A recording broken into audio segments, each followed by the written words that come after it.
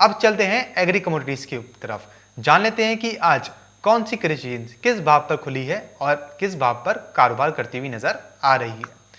सबसे पहले शुरुआत कर रहे हैं हम यहाँ पे कैस्टर सीड के दिसंबर वायदे से। तो जो कैस्टर सीड का दिसंबर वायदा है आज 4572 के भाव पर खुला है और इस वक्त 4560 पर लाल निशान पर कारोबार करता हुआ नजर आ रहा है। बात करें अगर चने की, तो चने का दिसंबर वायदा आज 4589 रुपए पर खुला है और इस वक्त 4564 पर लगभग आधे फीसद से ज्यादा की गिरावट के साथ कारोबार करता हुआ नजर आ रहा है चने का दिसंबर वायदा। आज चने के दिसंबर वायदे में सुबह के कारोबारी सत्र में आधे फीसद से ज्यादा की गिरावट देखने को मिल रही है। बात कर लेते हैं बिनौला खल की। तो बिनौला खल का दिसंबर वायदा आज 1976 के स्तर पर खुला है और इस वक्त जो कारोबार करता हुआ नजर आ रहा है बिनौला खल का दिसंबर वायदा वो 1993 के स्तर पर कारोबार करता हुआ नजर आ रहा है और बिनौला खल के अंदर इस वक्त आधे फीसद से ज्यादा की गिरावट दर्ज की जा रही है। बात कर लेते हैं धनिये की। तो धनिये का दिसंबर वायदा आज 5996 के स्तर पर खुला है और इस वक्त 5968 के भाव पर कारोबार करता हुआ नजर आ रहा है और धनिये के अंदर आधे फीसद की गिरावट देखी जा रही है। सुबह के कारोबारी सत्र में धनिया आधे फीसद की गिरावट के साथ लाल निशान पर कारोबार करता हुआ नजर आ रहा है। बात कर लेते हैं हम ग्वार गम और ग्वार सीड की। तो ग्वार गम का दिसंबर वायदा इस वक्त आज जो खुला है 5767 के भाव पर खुला है और इस वक्त 5741 रुपए पर आधे फीसद से ज्यादा की गिरावट के साथ कारोबार करता हुआ नजर आ रहा है ग्वार गम का दिसंबर वायदा। वहीं ग्वार सीड की बात करें तो ग्वार सीड का दिसंबर वायदा आज 3850 के भाव पर खुला है और इस वक्त 3832 के स्तर पर लाल निशान के साथ कारोबार करता हुआ नजर आ रहा है। आगे चलते हैं, बात कर लेते हैं मस्टर्ड सीड की। तो सरसों का दिसंबर वायदा आज 5586 के स्तर पर खुला है और इस वक्त 5628 रुपए पर लगभग 1% की तेजी के साथ कारोबार करता हुआ नजर आ रहा है। मस्टर्ड सीड के दिसंबर वायदा में आज सुबह के कारोबारी सत्र में लगभग 1% की तेजी देखने को मिल रही है। बात कर लेते हैं रिफाइंड सोया तेल की। तो रिफाइंड सोया तेल का दिसंबर वायदा आज 1063 के भाव पर खुला है और इस वक्त 1063 पर ही हरे निशान के साथ कारोबार करता हुआ नजर आ रहा है। वही जो सोयाबीन है, सोयाबीन का दिसंबर वायदा आज 4253 के स्तर पर खुला है और इस वक्त 4265 के स्तर पर लगभग आधे फीसद की गिरावट के साथ लाल निशान पर कारोबार करता हुआ नजर आ रहा है। तो जैसे कि आज हमने देखा कि मस्टर्ड सीड के अंदर लगभग 1% की गिरावट देखने को मिल रही है और बाकी खाद्य तेलों में एक मिला जुला सा ही रुझान देखने को मिला है। वहीं बात करें अगर बाकी कृषि जिन्सों की खाद्य तेल के अलावा तो उनमें भी एक मिला जुला सा ही रुझान देखने को मिल रहा है। अब जान लेते हैं रूपा मेहता जी से कि आज किस कृषि जिन्स में क्या करके चलना चाहिए जिससे कि मुनाफा कमाया जा सके। रूपा जी, अगर कृषि जिन्सों की बात करें तो कृषि जिन्स में आज देखा कि खाद्य तेलों में मस्टर्ड सीड इस वक्त लगभग 1% की तेजी के साथ कारोबार करती हुई नजर आ रही है। तो आज के कारोबारी सत्र में क्या मस्टर्ड सीड में कोई स्ट्रेटेजी बना के मुनाफा कमाया जा सकता है? देखिए अखिलेश, आज बाउंस बैक देखने को जरूर मिल रहा है क्योंकि कल अच्छी खासी हमने गिरावट आते हुए देखी थी। पिछले कुछ ट्रेडिंग सेशन से हम एडिबल ऑयल पैक के ऊपर दबाव आता हुआ देख रहे हैं, तो उसके चलते आज थोड़ा सा पॉजिटिव है मार्केट। लेकिन अभी जिस तरीके से एक्सपायरी पास है तो काफी उठापटक बनी रहेगी, तो फ्रेश एंट्री अभी लेने की मेरी कोई सजेशन नहीं है कि फ्रेश एंट्री अभी इसमें ना लें। मुझे लगता है कि ऊपरी स्तरों पर बिकवाली हावी हो सकती है। जिस तरीके से करेक्शन आया है ये एक बाउंस बैक है और उस बाउंस बैक के बाद फिर से बाजार जो है वो गिरते हुए नजर आ सकते हैं। तो आज इंट्राडे प्रोस्पेक्टिव से जो भी बाउंस देखने को मिल रहा है, बल्कि अगर आपकी बाइंग की पोजीशंस है मेरे हिसाब से उसको एग्जिट करना चाहिए। फर्दर जो है हम नेक्स्ट जो है अब सेलिंग की तरफ जा सकते हैं क्योंकि आगे प्रेशर और बढ़ता हुआ दिखाई दे सकता है। तो I think edible oil pack के अंदर fresh entry for buying purpose से नहीं लेना चाहिए। जी रूपा जी, उसी के साथ अगर सोयाबीन की बात करें तो सोयाबीन के लिए आज क्या स्ट्रेटेजी रहेगी? क्या उसमें भी एग्जिट कर जाएं? देखिए बिल्कुल, मैं लगातार काफी पहले से बोलती आ रही हूँ अखिलेश की एडिबल ऑयल के अंदर अब एग्जिट ही लेना चाहिए क्योंकि दबाव आगे से देखने को मिल सकता है। और कल अच्छा खासा हमने दबाव जो है सोयाबीन के ऊपर आते हुए देखा और आज भी बाजार जो है वो माइनस के साथ ही ट्रेड करता हुआ दिखाई दे रहा है। और जैसा कि अभी एग्री कमोडिटीज की एक्सपायरी है तो उस वजह से भी बाजारों के अंदर काफी उठापटक है, तो एक पैनिक की सिचुएशन है। जिस तरीके से मार्केट गिरा है उसके बाद से लगातार बाजार जो है वो दबाव दिखाता हुआ नजर आ रहा है। टेक्निकली मुझे लगता है कि मार्केट और करेक्ट हो सकता है यहाँ से। और वापस से सोयाबीन जो है अगर हम बात करें जनवरी की, तो हम्म। उसमें मुझे लगता है कि वापस से सोयाबीन 4000 के स्तर भी छू सकता है। तो इसीलिए मेरी यही एडवाइस रहेगी कि जिनकी भी हम्म। बाइंग पोजीशन है, जो भी बाउंस आता है, उनके ऊपर एग्जिट करने की कोशिश करें। फर्दर इसको अभी स्टैंड ना करें पोजीशंस को, क्योंकि अभी एडिबल ऑयल पैक के अंदर और हम्म। ज्यादा दबाव आता हुआ हम देख सकते हैं। जी। रूपा जी, इसी के साथ हमारे साथ दर्शक जुड़े हैं जीतू चौधरी जी, जिनका सवाल है सोयाबीन को लेकर। वो जानना चाह रहे हैं कि क्या सोयाबीन का भाव 4400 तक देखने को मिल सकता है? देखिए, अभी 4400 का भाव ये कह पाना बहुत मुश्किल है कि बाजार हम्म। दिखला सकता है, क्योंकि अभी 4200 के आसपास है और यहाँ से एक बार 4000 हो सकता है कि देखने को मिल जाए। हम्म। बाउंस आया भी तो मुझे लगता है कि मैक्सिमम 4320 तक जा सकता है। अब 4400 के स्तर थोड़ा सा डिफिकल्ट लग रहा है, और हो सकता है कि पहले दबाव देखने को मिले और उसके बाद एक बाउंस बैक आए, लेकिन हम्म। 4400 का स्तर अभी संभव नहीं है। जी। रूपा जी, अगर किसी के पास हाजिर में सोयाबीन रखी है तो उसके लिए क्या सलाह रहेगी?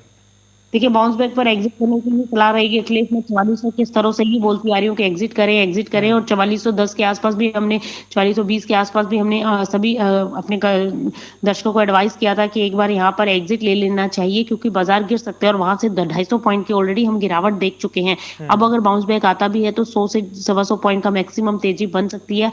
वो भी अगर यहाँ से बाजार सस्टेन कर जाते हैं, हम्म। एक बार फिर से 4300 या 4280 के ऊपर मार्केट सस्टेन करेगा, क्लोजिंग देगा, तभी एक अपसाइड मोमेंटम बनता हुआ दिखाई देगा। जी। अदरवाइज सोयाबीन के अंदर मुझे लगता है कि अगर आज इंट्राडे की बात करें तो इंट्राडे में जो जनवरी वायदा है वो ऊपर में 4280 से लेके नीचे में 4240 इस रेंज के बीच में ट्रेड करता हुआ दिखाई दे सकता है। और अगर ज्यादा से ज्यादा तेजी बनी भी तो 4320 तक जा सकता है, लेकिन वो बहुत मुश्किल लग रहा है।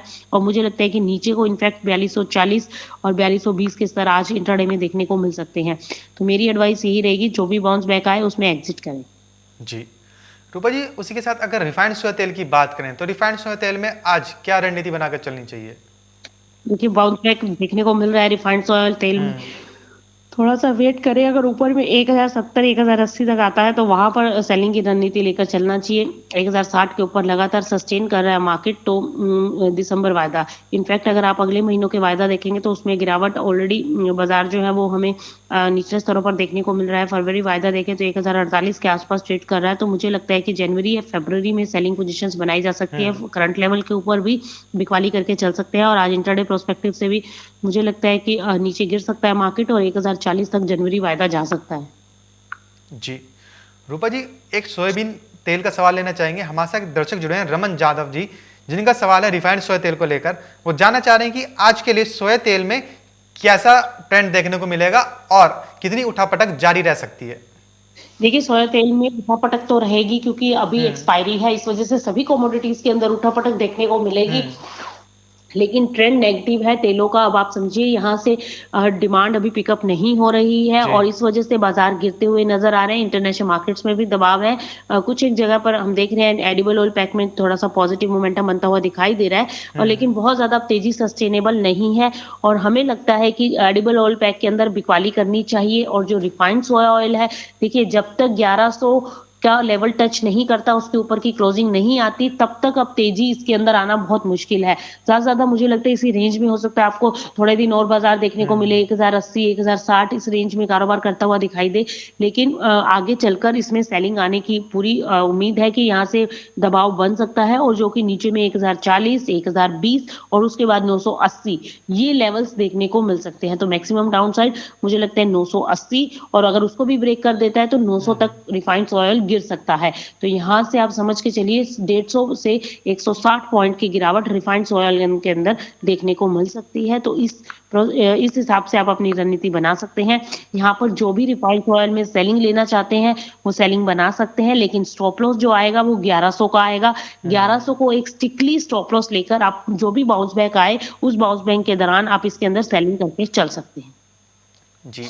रूपा जी, हमारे साथ बहुत सारे दर्शक जुड़े हैं जो आज बिनौला खल के बारे में जानना चाह रहे हैं कि आज बिनौला खल में कितना भाव देखने को मिल सकते हैं और बिनौला खल में क्या करके चलना चाहिए। तो अगर आप बिनौला खल के बारे में कुछ बताएं तो।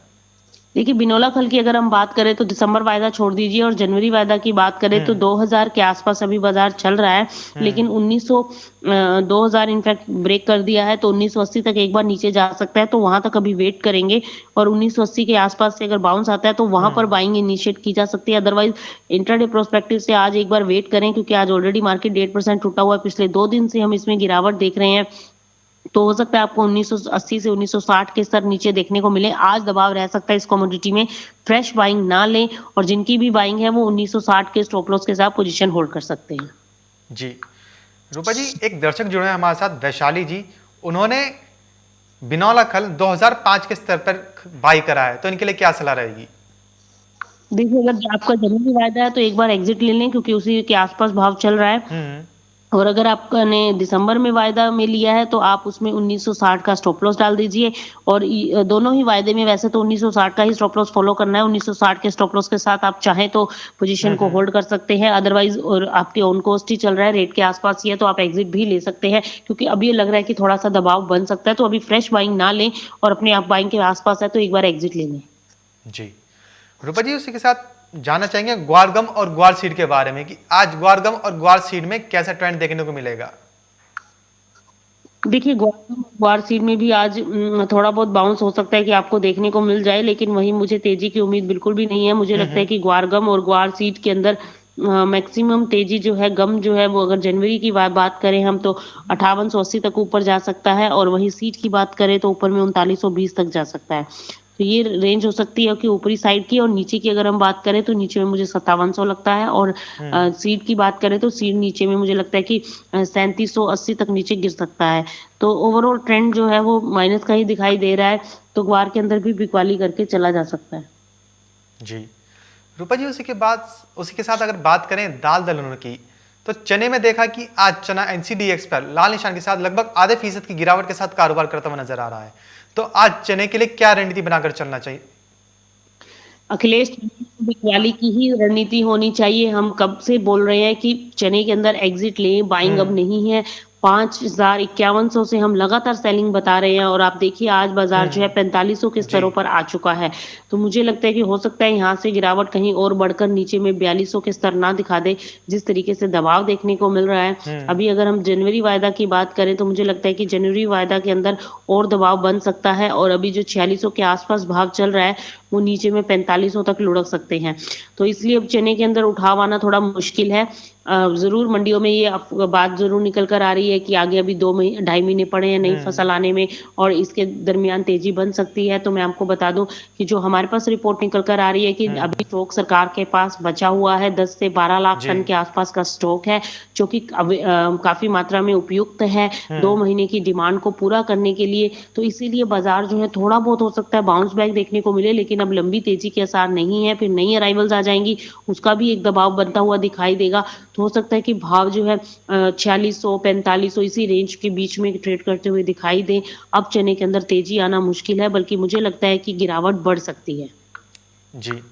रूपा जी, उसी के साथ जानना चाहेंगे कि अगर चने का स्टॉक किसी के पास हाजिर में है तो क्या उसके लिए भी यही सलाह रहेगी कि जो भी बाउंस मिलता रहे, ऊपरी स्तर मिलता रहे, वहां पे लिक्विडेट करते रहें? देखिए, बिल्कुल अंदर हम लगातार यही बोल रहे हैं कि इसमें एग्जिट लें और आप देखिए डेली बेसिस पे प्राइसेस के अंदर नीचे डाउन साइड 1.5-2-2.5% की तेजी डेली बेसिस पे हमें देखने को मिल रही है। तो मेरे हिसाब से निकलना ही बेहतर होगा, चना और दबाव दिखाता हुआ नजर आ सकता है। जी। रूपा जी, उसी के साथ अगर दालों की बात करें तो अरहर, मूंग, इनमें अभी कितनी और तेजी या मंदी देखने को मिल सकती है? अखिलेश, दबाव तेजी नहीं है, मुझे लगता है कि अभी दबाव और बढ़ सकता है। जिस तरीके से अभी स्थितियां बनती हुई नजर आ रही हैं, थोड़ा सा प्रेशर और जा सकता है।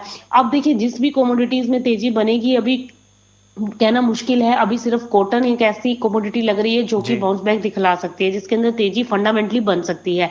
ओवरऑल फंडामेंटल और टेक्निकली अगर हम देखें तो मुझे लगता है कि अभी हाल फिलहाल के अंदर कोई भी ऐसी कमोडिटी नहीं है जो एक इन स्तरों पर जिसमें खरीदारी की जाए और आगे चल के मुनाफा देखने को मिले, क्योंकि अभी बाजार और दबाव दिखा सकते हैं। तो इसीलिए अभी वेट एंड वॉच की पॉलिसी अपनानी चाहिए बाइंग के लिए। अब सेलिंग जो है वो कमोडिटीज के अंदर बनाकर चला जा सकता है, क्योंकि अभी बाजार गिरावट दिखलाते हुए नजर आ सकते हैं। जी। रूपा जी, उसी के साथ अगर बात करें मसालों की, तो धनिया, जीरा और हल्दी तीनों ही एनसीडीएक्स पर आज लाल निशान के साथ कारोबार करते हुए नजर आ रहे हैं। तो मसालों के लिए क्या रणनीति बनाकर चलनी चाहिए? देखिए, मसालों के अंदर भी अभी आज इंट्राडे प्रोस्पेक्टिव से दबाव देखने को मिल सकता है। अभी फ्रेश हम्म। बाइंग मसालों के अंदर भी नहीं लेनी चाहिए और अगर जिसने ले रखी है वो लॉन्ग टर्म प्रोस्पेक्टिव से होल्ड कर सकते हैं। हम्म। अगले से अगले महीने के वायदे में आप बाइंग ले सकते हैं मसालों के अंदर, तब तेज़ी बनती हुई दिखाई देगी। इसी तरीके से मुझे लगता है कि अभी आज इंट्राडे प्रोस्पेक्टिव से भी बाज़ारों के अंदर दबाव रह सकता है। तो बिकवाली की रणनीति में ही रहना चाहिए, अभी बाइंग किसी भी कमोडिटी में ना करें। जी। रूपा जी, एक दर्शक जुड़े हैं हमारे साथ, जयंती शाह जी, जो पाम ऑयल के बारे में जानना चाह रहे हैं कि पाम ऑयल का जो ट्रेंड है वो आगे कैसा देखने को मिल सकता है।